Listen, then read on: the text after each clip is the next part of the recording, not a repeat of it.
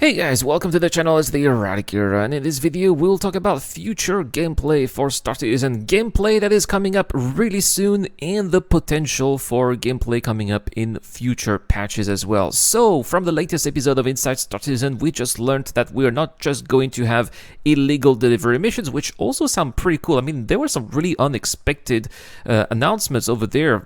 For example, I was thinking that the delivery missions will come through maybe the Dusters or the Ninetales or Ruto perhaps, but no, these are actually coming from a seemingly legitimate business, Red Wind, which is the business that operates around Hurston. So I was really surprised. Perhaps they are going to be reorganizing these companies that will be perhaps be moving Red Wind back to the areas near Crusader, or maybe they will have these delivery companies all over the system, because it's kind of weird that one particular company is around one planet. So there's definitely something that needs to be clarified here, and of course, as soon as we hit the PTU for 3.17.2, we will be trying this out for you guys.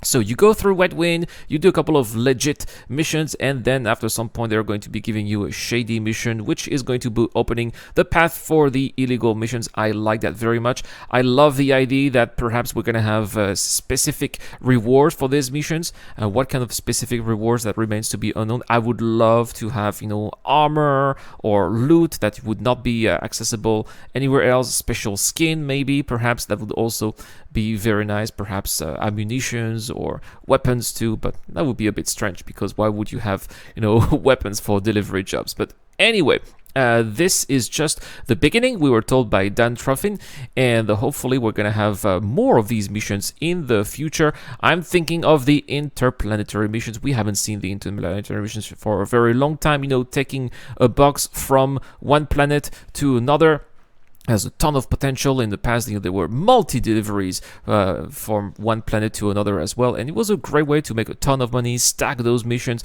I remember back in those days, I would stack 9, 10, 12 boxes inside my Cutlass and deliver all of them to Lorville. It was a lot of fun and required a lot of logistics as well. I was hiding my boxes in a hangar so that nobody would steal them, and they would eventually persist. So it did work. We were talking about back in the days of Star Citizen of 3.5, 3.6, so these were the good old days until these deliveries were eventually gone. But not just that, we can also maybe perhaps expect interplanetary or interstellar delivery missions once the Pyro system is out, and we'll be able to perhaps deliver missions from, let's say, Hurston to Pyro 3 or Pyro 4, or maybe from Grimex to Rune Station. That would be fantastic, and of course very dangerous, which would imply very nice rewards and more opportunities, maybe interception opportunities, combat, piracy.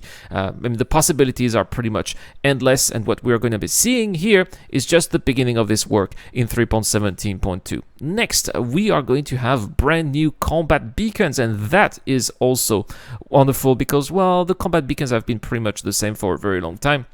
The good surprise is that the payout has increased, and they're very lucrative. In 3.17.1 right now, you can easily get 16, 17, 20,000 of UEC for those, and you can just go from one to another, just fight one mission after another. Of course, you're going to have to eventually restock, rearm, repair. That's a little expense, but overall, I still think that they are very profitable. But they did say that they are quite difficult. They did say that for new players, it can be a little bit overwhelming, and that's why they're going to be bringing more variety, more ship variety. It's true that they're kind of always the same. You got some 325 A's, and you got some Hornets, and maybe a couple of Avengers and Sabers, and that's basically it.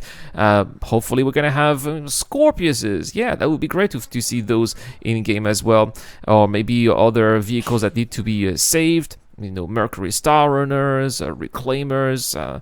The possibilities are endless given how many ships we have right now. Just bring in more diversity, and they're going to have different levels as well. 10 to be precise, starting from the lowest levels, which is, for example, a trade ship is being harassed by an annoying pesky aurora, and the job is just to get rid of that aurora. Obviously it's going to be very easy, all the way to level 10, from which it was implied that perhaps an Idris would be attacking a ship that was part of a convoy, and that ship was already be damaged. So I like the idea that the ships that we need to escort are also damaged, because it really brings an extra risk factor, maybe a time factor as well, because obviously taking down a ship that is already damaged is going to be taking less time than a ship that is in pristine condition, bringing extra factors of risks, and perhaps also a reward. I could also imagine that these level 10 missions will probably pay more than the 17 or 20,000 of UEC that we see right now when we take those combat missions. So lots of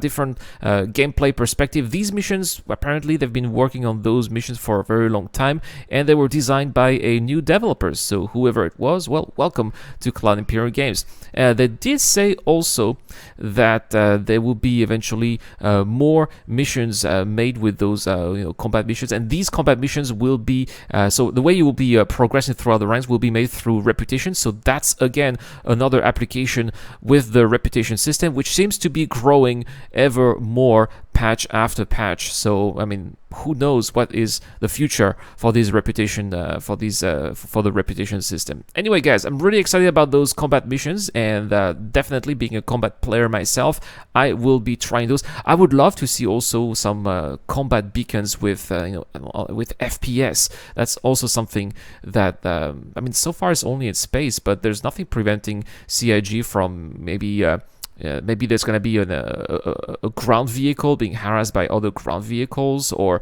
an NPC on foot being harassed by other NPCs on foot or on ground as well, and we need to be saving those. That would be fantastic as well, multi-arms types of combat beacons, and not just in space. I hope that this is something that CIG have thought as well, and especially since we're going to have planetary navigation in the near future, coming up with 3.17.2, I don't see why that would be impossible, right? Who knows?